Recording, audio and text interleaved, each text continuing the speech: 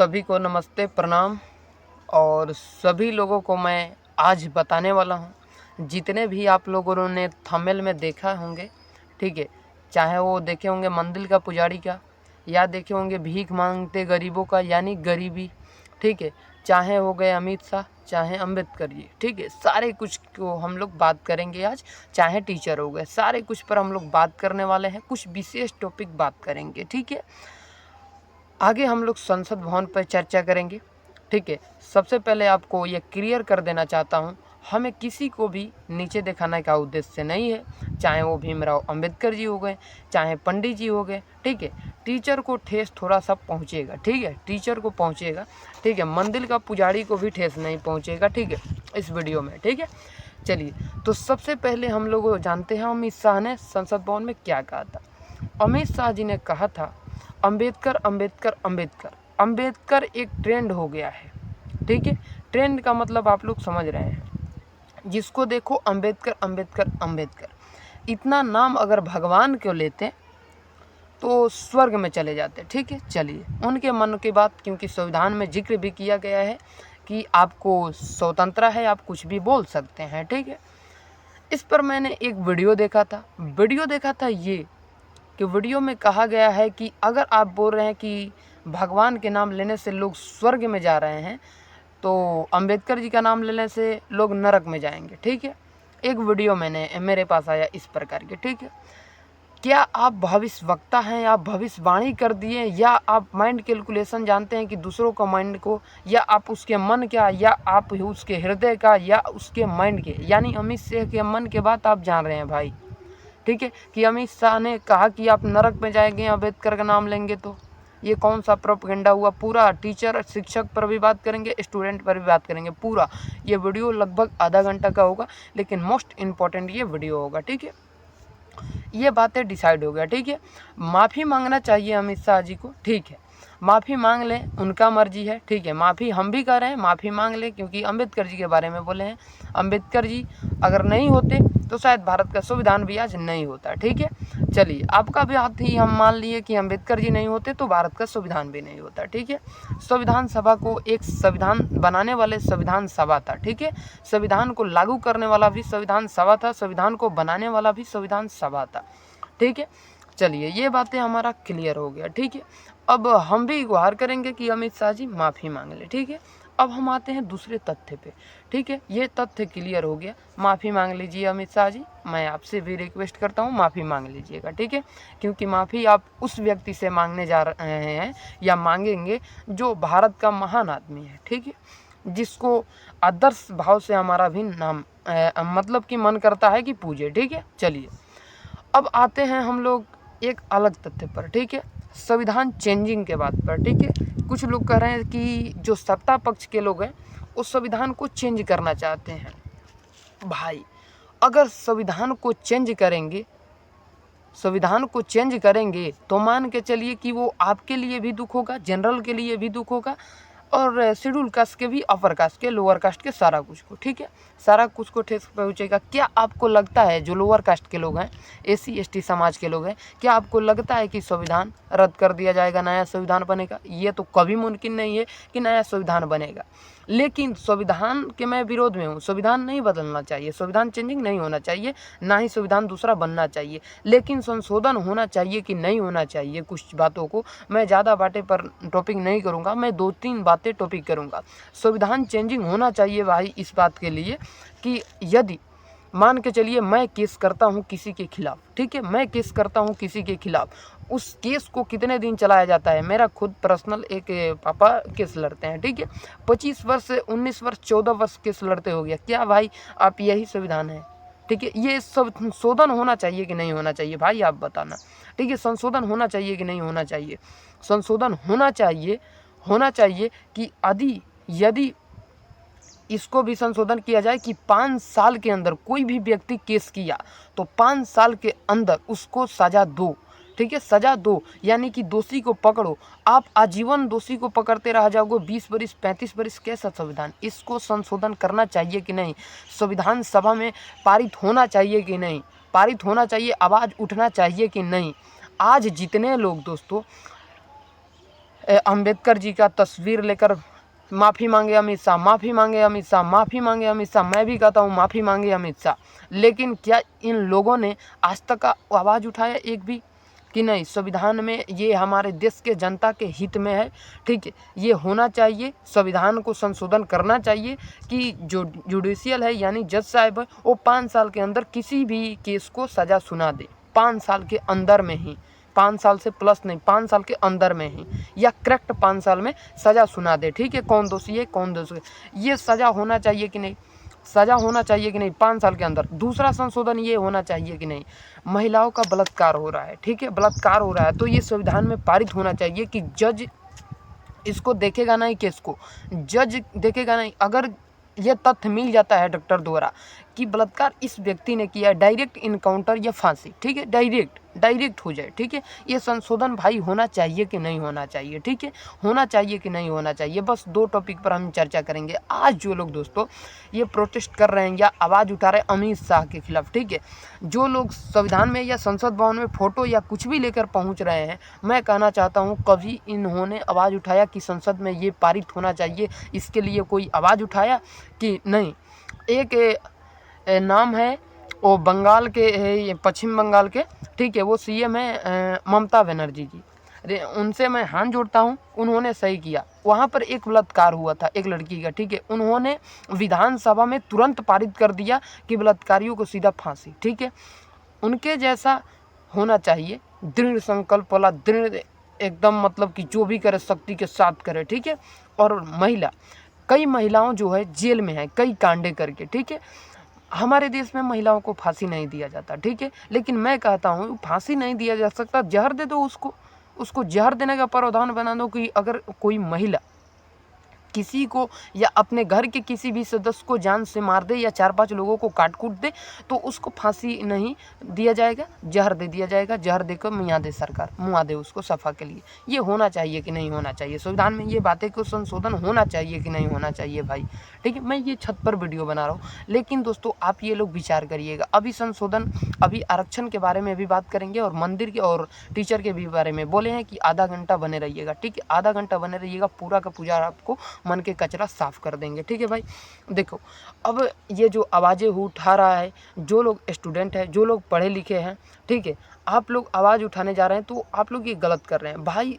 मैं मान लेता हूँ कि अमित शाह जी ने गलत किया है, ठीक है, गलत किया है, लेकिन दोस्तों आप लोग आवाज़ उठाइए कि हाँ अमित शाह जी ने गलत किया है, ठीक है, आवाज़ उठाइए, लेकिन उससे पहले क्या ऐसा माहौल आप लोगों ने बनाया है किसी बलात्कार के लिए? संसद भवन में आवाज़ उठा, वो तो एकदम घिनौना अपराध है।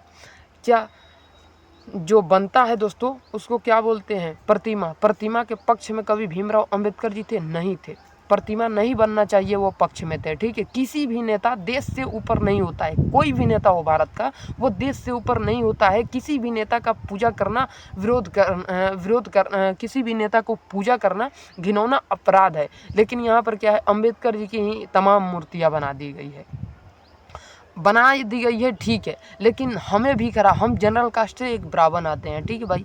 जब उसी अंबेडकर जी को कोई चप्पल मारता है, कोई कुछ मारता है, कोई कचरा चलाकर मारता है, हमें यहाँ तकलीफ़ लगता है, यहाँ भी तकलीफ़ लगता है कि जिस व्यक्ति ने भारत के संविधान में एकदम प्रमुख योगदान निभाया है उसको लोग चप्पल से स्वागत कर रहे हैं, क्या बात है।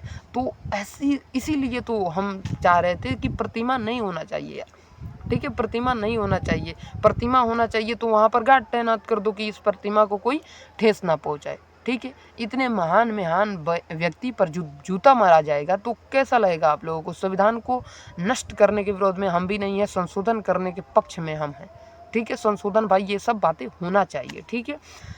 अब बात करते हैं दोस्तों, कुछ हम लोग तथ्य पर आते हैं जो मैंने लिख करके ऑलरेडी लाया है, ठीक है, लिख करके ऑलरेडी इस कागज़ में लाए हैं, ठीक है। अब हम उस बातें को चर्चा करेंगे, उसके बाद मंदिर उस दिन सब पे आएंगे, मंदिर के पुजारी पर भी आएंगे, टीचर पे भी आएंगे, टीचर को तो धो डालेंगे आज, ठीक है। 1952 में क्या हुआ, BR अम्बेडकर ने, ठीक है, 1952 में निर्दलीय लोकसभा का चुनाव लड़े, हालांकि हार गए।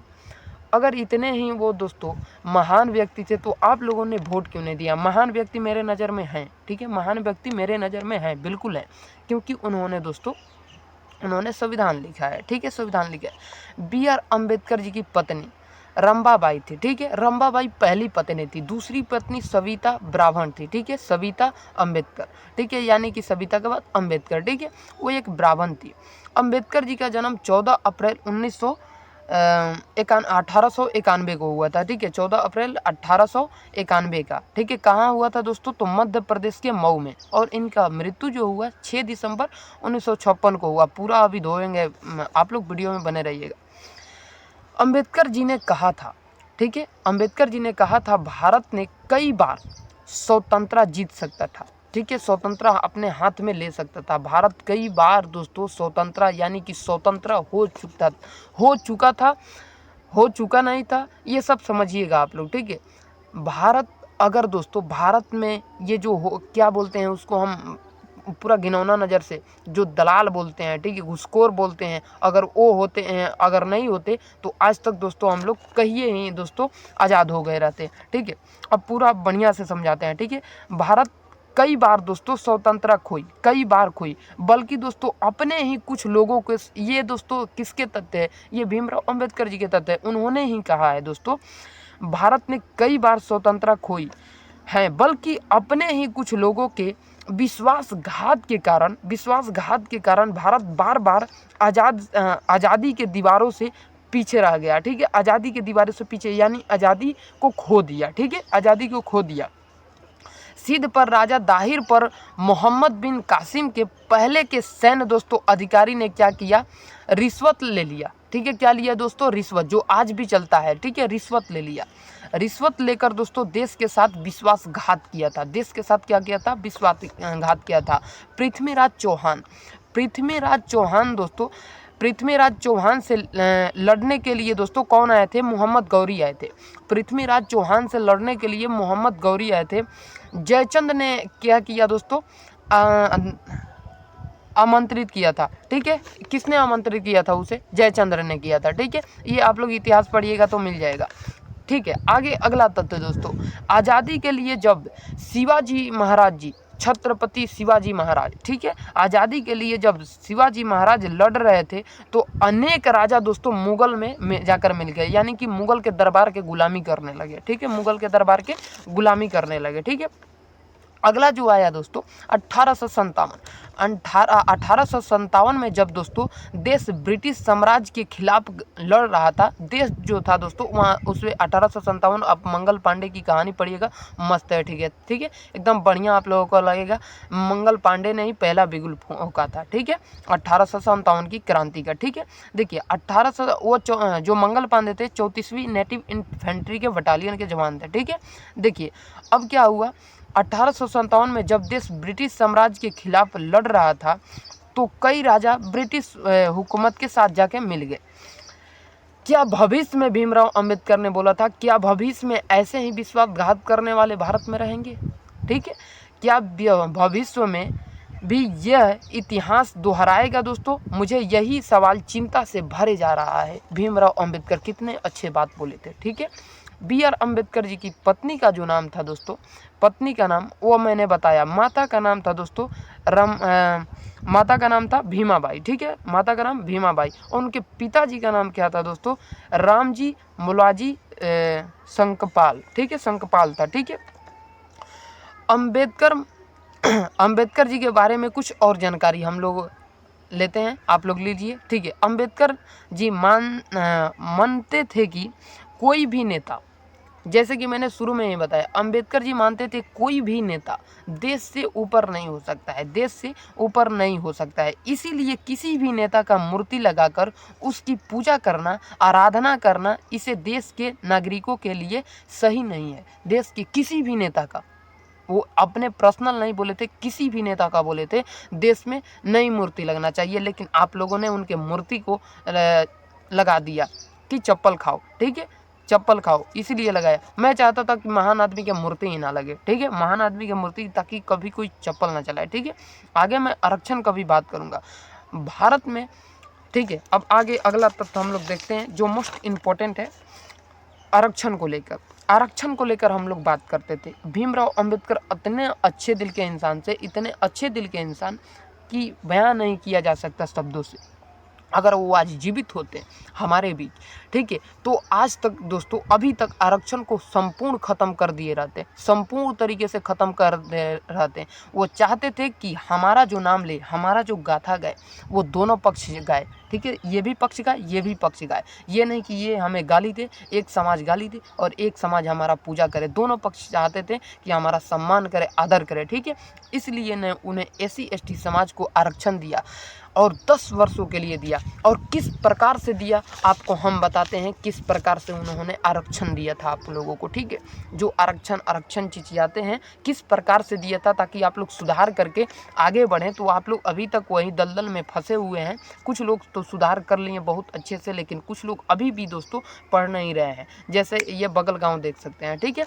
चलिए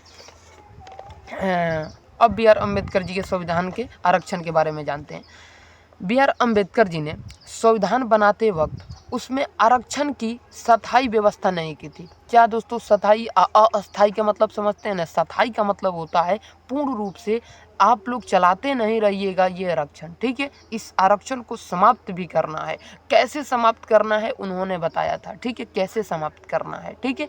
ये अस्थायी आरक्षण नहीं है, ठीक है। ये एक बैसाखी की तरह आपको नहीं जीना है, किसी के भीख पर नहीं जीना है, ठीक है। आपको बताते हैं 30 नवंबर को संविधान सभा में आरक्षण की बहस हुई थी, ठीक है।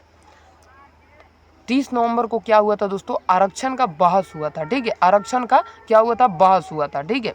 बहस हुई तब दोस्तों BR अम्बेडकर ने कहा था कि आरक्षण लागू होने के 10 साल में, ठीक है, जब से आरक्षण लागू हो रहा है 10 साल में इस बात की समीक्षा की जाए, इस बात की समीक्षा की जाए कि होने वाली समीक्षा होनी चाहिए, समीक्षा होनी चाहिए कि जिन्हें आरक्षण दिया जा रहा है, जिन्हें आरक्षण दिया जा रहा है या दिया गया है, क्या उनकी स्थिति में कोई सुधार हुआ है, कोई परिवर्तन हुआ है। अब आपको हम अपने लफ्ज में बताते हैं। जैसे कि उन्होंने को कहने का तात्पर्य ये था, जिसको हम आरक्षण दे रहे हैं क्या उनमें कोई परिवर्तन हुआ है, जिसका आरक्षण दे रहे हैं उनके दोस्तों विकास में कोई परिवर्तन हुआ है, इसकी जांच करें, ठीक है। जांच करने के बाद दोस्तों BR अम्बेडकर ने कहा आरक्षण से किसी का विकास हो जाता है तो उसके आगे पीढ़ी दर पीढ़ी को आरक्षण नहीं मिलेगा। जैसे आपके आरक्षण लिए आपका विकास हो गया तो आपको पीढ़ियों को आरक्षण नहीं दिया जाएगा, आरक्षण वहीं से समाप्त कर दिया जाएगा, क्योंकि आपके परिवार में, आपके सदस्य में एक मेंबर एजुकेटेड हो गया तो आगे भी एजुकेटेड लोग को करे, ठीक है। उनका माइंडसेट ये था कि अगर विकास हो गया तो अब आप समझ गए कि कैसे विकास हो रहा है तो आप अब पढ़िए, ठीक है। अब देखिए उनका एक बहुत ही अच्छा शब्द था जो मेरे रग रग में रहता है, मेरा माइंड में रहता है। शिक्षा वो शेरनी का दूध है जो पिएगा वो दहाड़ेगा, ठीक है। शिक्षा वो शेरनी का दूध है जो पिएगा वो दहाड़ेगा, एकदम दहाड़ेगा दोस्तों। ये हमें बहुत प्रभावित करता है, ठीक है। आगे बढ़ते हैं। BR अम्बेडकर जी ने कहा आरक्षण से किसी का विकास हो जाता है तो उसके आगे दोस्तों पीढ़ी दर पीढ़ी को आरक्षण नहीं दिया जाएगा। इसके पीछे दोस्तों उन्होंने वजह बताया, इसके पीछे उन्होंने क्या आरक्षण बताया कि पीढ़ी दर पीढ़ी को आरक्षण नहीं मिलेगा। इसके पीछे उन्होंने अम्बेडकर जी ने यह रीज़न बताया था, ठीक है। उन्होंने बताया था, वजह या रीज़न बताया था। ये आरक्षण का मतलब बैसाखी है। क्या है दोस्तों? बैसाखी, जिस पर हम लोग लगा करके चलते हैं, ठीक है। ये आरक्षण का मतलब क्या है दोस्तों? बैसाखी है, ठीक है। बैसाखी जिस पर लंगर के चल रहे हैं हम लोग, ठीक है। जिसके सहारे दोस्तों पूरी ज़िंदगी काटा दिया जाए। बैसाखी का मतलब समझे है? जिसके सहारे पूरे जीवन काट दिया जाए। जीवन का मतलब पूरा आप लोग समाज काट रहे हैं, ठीक है। पूरे समाज काटे दिए जाए, ठीक है। यह दोस्तों विकसित होने का एकमात्र अधिकार है। ये विकसित होने का एकमात्र अधिकार है, ठीक है फ्रेंड। ये विकसित होने का एकमात्र क्या है दोस्तों? यह विकसित होने का एकमात्र अधिकार है। अब दोस्तों हम लोग आते हैं टीचर को अब धोने के लिए, ठीक है। टीचर को अब धोएंगे बहुत धनाधन से। टीचर क्या करते हैं, ठीक है। टीचर क्या कर रहे हैं? मंदिर के पुजारी क्या कर रहे हैं? अब कुछ लोग कहते हैं कि SC ST समाज या लोअर कास्ट को लोग मंदिरों में नहीं घुसने देते थे, मंदिर में घुसने नहीं देते थे, ठीक है। चलो भाई ठीक है, मान लिया मंदिर में घुसने, उसमें दोष किसका है? उसमें दोस्तों मंदिर का पुजारी का है, ठीक है, पुजारी का है। लेकिन पुजारी दोस्तों पहले के ज़माने में पंडित हुआ करते थे, ये सच बात है। लेकिन दोस्तों आज के ज़माने में भी मंदिर के पुजारी पंडित ही हैं, ठीक है, पंडित हैं। लेकिन दोस्तों उसमें जो पैसा जा रहा है ना दोस्तों, जो आप 1 रुपया 2 रुपया 10 रुपया देते हैं, वो पंडित के पास नहीं जाता है। ये आप लोग पता लगा लीजिएगा, हम पता लगा कर आपको बता रहे हैं। उस पर किसी पासवान का या किसी राजपूत का या किसी दोस्तों किसी और कास्ट का कब्जा है, ठीक है। कब्जा के मतलब समझ रहे हैं? कब्जा का मतलब होता है दोस्तों, उस पर उन्होंने क्या किया कि एक पंडित को रख दिया, आप पूजा कराओ बाबा, आपको 10,000 के महीना देंगे और बाकी जितना आएगा हम रखेंगे, ठीक है। आजकल तो पंडित क्या कर रहे हैं, पंडित को जब ये पता लगा कि अबे यार ये तो अब हम पर अत्याचार हो रहा है, तो पंडित ने कहा कि अब हमें मंदिर से निकल कर के एजुकेशन में आगे बढ़ना होगा। और उन्होंने आज के डेट में दोस्तों हर पर मैं खान सर भी से आप सुनिएगा तो या किसी भी टीचर से, तो अधिकतर बड़े बड़े पोस्ट पर ब्राह्मणों का कब्जा है। कब्जा का मतलब समझते हैं? कलम की ताकत है। कलम की क्या है? ताकत है। कलम की ताकत से उस कुर्सी पर उन्होंने कब्जा किया, कलम की ताकत से उन्होंने कुर्सी पर कब्जा किया कि अब मंदिर में कुछ नहीं रखा है, मंदिर का एक पुजारी 10,000 रुपये लेगा, बाकी सब अपने में बांट लेंगे, ठीक है। चाहे आप किसी मंदिर का भी देख लीजिए, ठीक है, मंदिर में अब पुजारी नहीं रह रहा है, मंदिर में केवल एक ब्राह्मण को रख दिया जाता है, बाकी दोस्तों पैसा दूसरे कोई खा रहा है, ठीक है। हम खुद विरोध करते हैं, आप मंदिर में जाइए तो पैसा मत चढ़ाइए, ठीक है, पैसा मत चढ़ाइए, ठीक है। 1 रुपया 2 रुपया 3 रुपया दीजिए, ठीक है, एक, क्योंकि हम पूजा करने जा रहे हैं, हम भीख मांगने जा रहे हैं भगवान से, हम आशीर्वाद लेने जा रहे हैं, हम उनसे भीख मांग रहे हैं कि हे प्रभु हमें धन दो, हमें दया दो। आप उन पर मिठाई चढ़ाइए, रसगुल्ला चढ़ाइए या मेवा चढ़ाइए या मिश्री चढ़ाइए, लेकिन पैसा मत चढ़ाइए, ठीक है। मैं खुद कहता हूँ पैसा मत चढ़ाइए, ठीक है। मैं एक ब्राह्मण हूँ फिर भी कहता हूँ पैसा मत चढ़ाइए। लेकिन दोस्तों भगवान है, प्रसादी जरूर चढ़ाइए, ठीक है, लेकिन पैसा मत चढ़ाइए। पैसा का भगवान भूखे नहीं होते हैं, पैसा का इंसान भूखा होता है।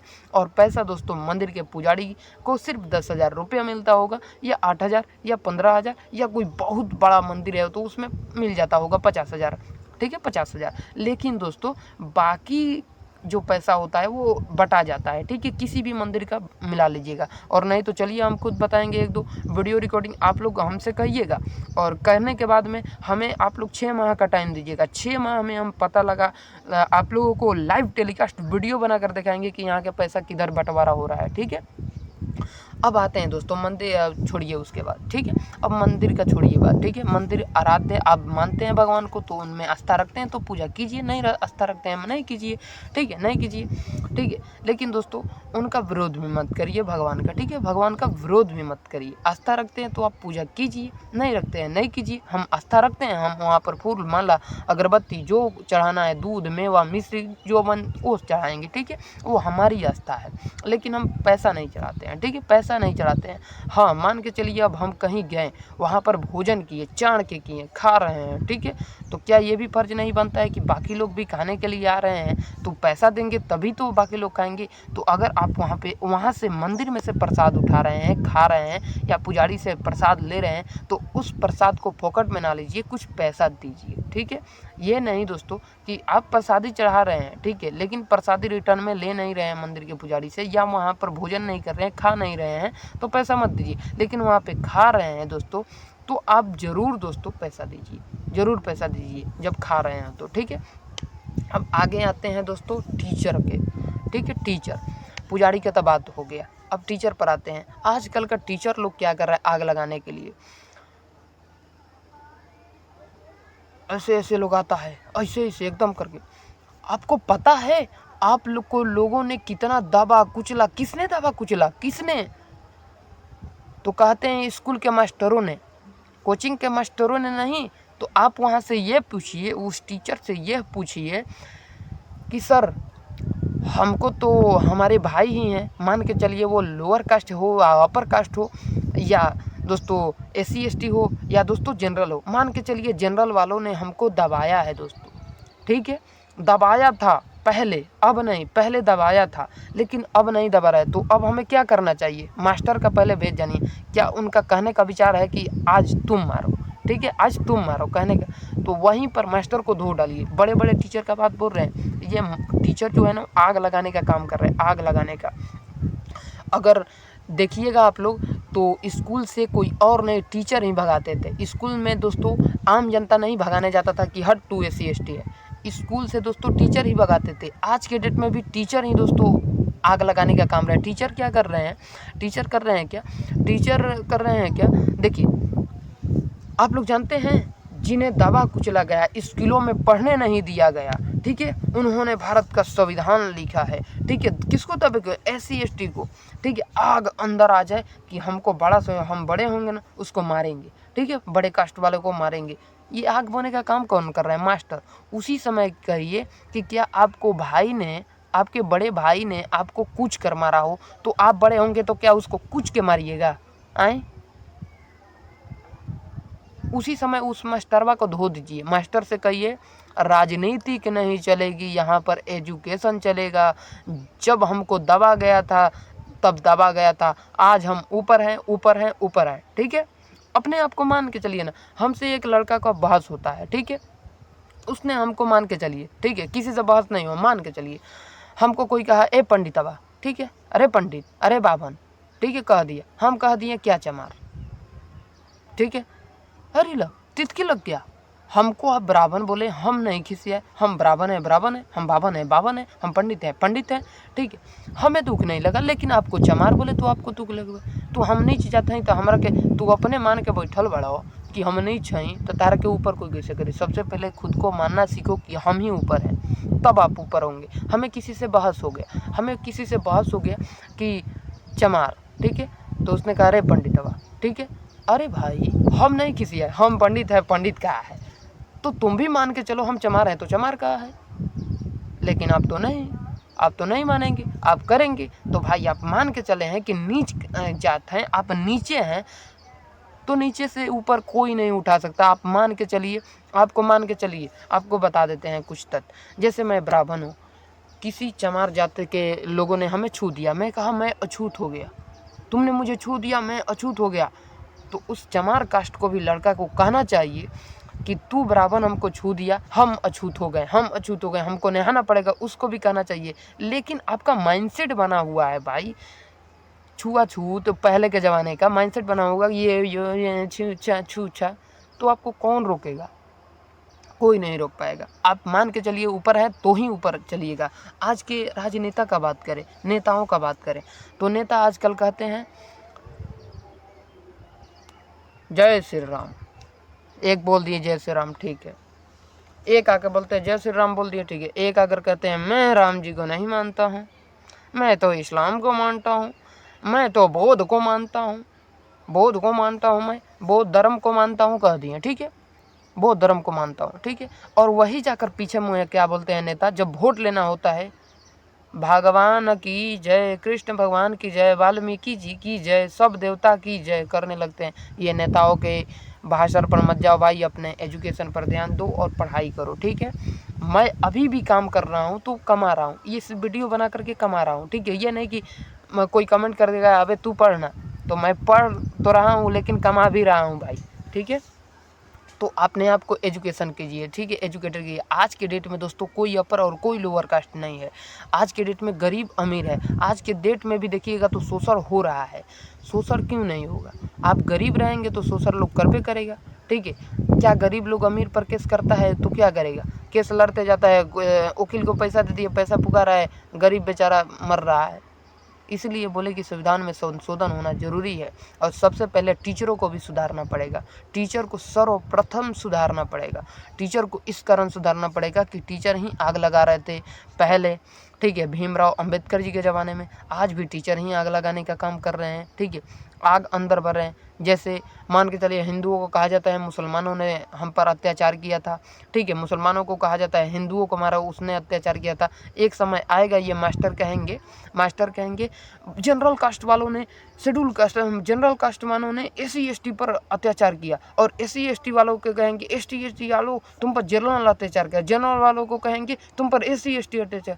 झगड़ा लगा देंगे आपस में। इस मास्टर को सबसे पहले सुधारो।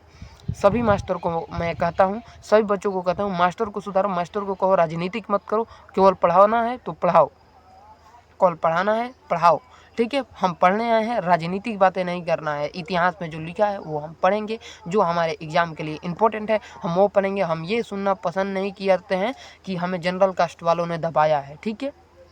हाँ, मान के चलिए भाई में झगड़ा होता है, भाई में झगड़ा होता है, ठीक है।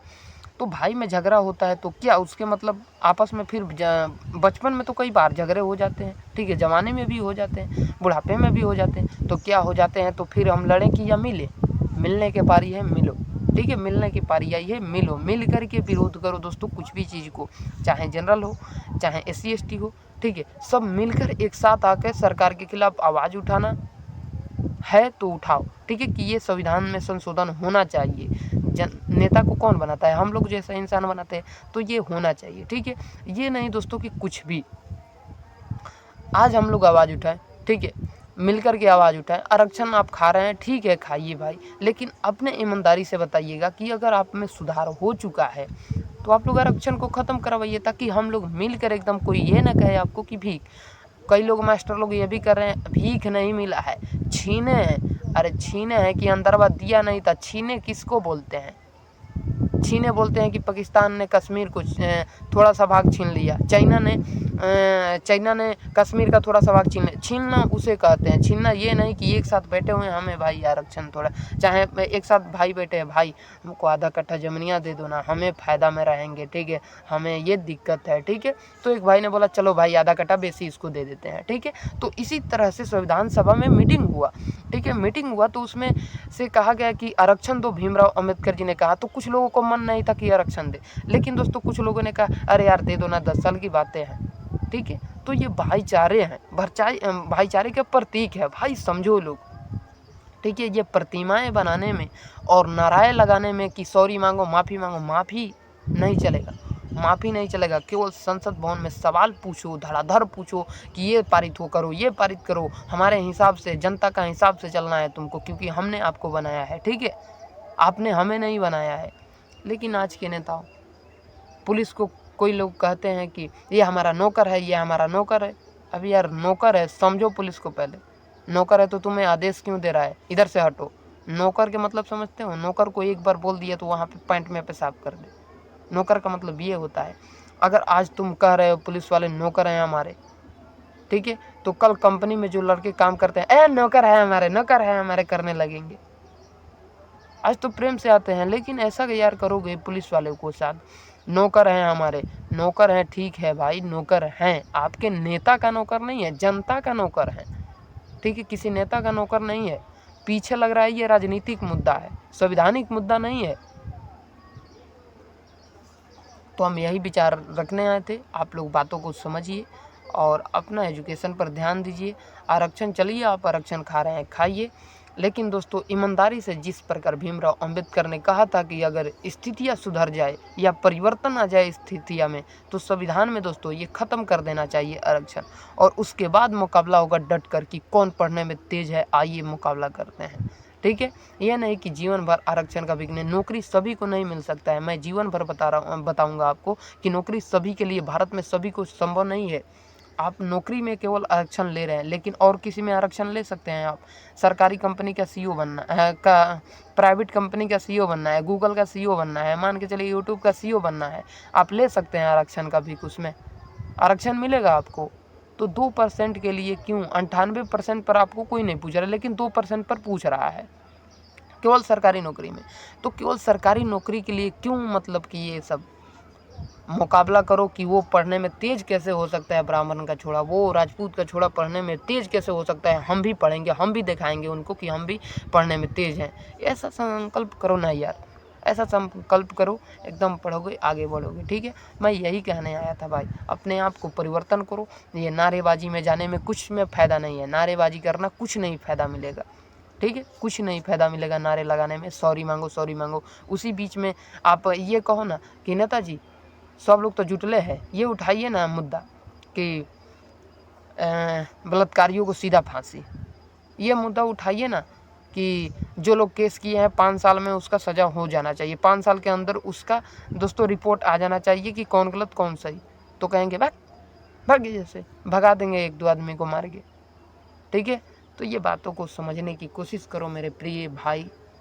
ठीक है, चलिए मैं यही कहने आया था। अब मैं चलता हूँ। जय हिंद, जय भारत, जय बिहार। अगर किसी व्यक्ति को या किसी दोस्तों नेता को या दोस्तों किसी पुलिस को या किसी दोस्तों अधिकारी को या किसी अन्य समाज के वर्गों को या लोअर कास्ट हो या अपर कास्ट हो, किसी का भी ठेस पहुँचा हो तो मैं माफ़ी मांगता हूँ सर झुका करके। ठीक है, मेरा मानना है कि जो मैंने बोला है वो 100% सत्य है। ठीक है, अगर आप लोगों को तकलीफ़ लगा हो तो मैं माफ़ी मांगता हूँ, आप लोग माफ़ करिएगा ज़रूर। ठीक है, जय हिंद, जय भारत, जय बिहार।